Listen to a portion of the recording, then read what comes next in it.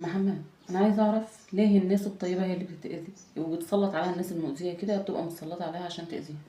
هحكي لك قصة تشرح الموضوع ده ببساطة.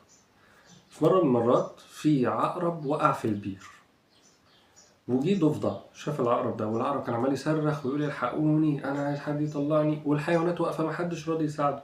والضفدع قال انا هساعده. كل الحيوانات حذرته وقالت له بلاش هيلدغك ده عقرب.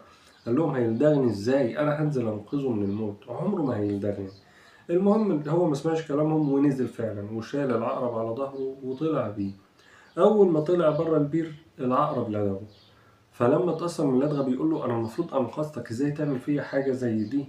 قال له انت من الاول عرفت ان انا عقرب، وكل حذرك وقال لك ان اللي انت نازل له ده عقرب، وانا طبيعتي ان انا الدغ، انا ما عملتش حاجه غلط، انا بس عملت اللي المفروض انا اعمله.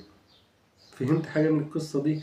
بمعنى صح ان الشخص الطيب بيتعامل مع الناس على اساس قلبه هو وطيبته هو، وبيفترض في كل الناس ان الناس هيكونوا بنفس رد فعله هو. فاهمه؟ وده غلط. المفروض ان انت بتتعامل مع الشخص على اساس طبيعته هو مش طبيعتك انت.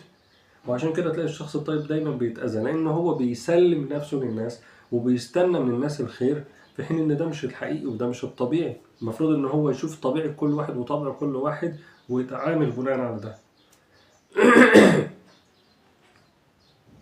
هي دي تعتبر اهم نقطة في اذية الناس الطيبين، اللي هم استسلامهم لطبيعتهم هم، ايوه. وان هم بيفرضوا طبيعتهم على الناس. ده غلط. صح. ايوه، رد فعلك ايه؟ اديني رد فعل بقى. لازم نتعامل مع الناس بعقول الناس وبطبيعه الناس، هي مش بطبيعتنا احنا ولا بعقولنا احنا. طبعا، والا تاذي نفسك. انت الشخص الطيب ولذلك تلاقي الناس صح كده، لازم ناخد حذرنا من كل واحد، مش لازم نتعامل بطبيعتنا مع كل واحد. بس هو ده الموضوع باختصار.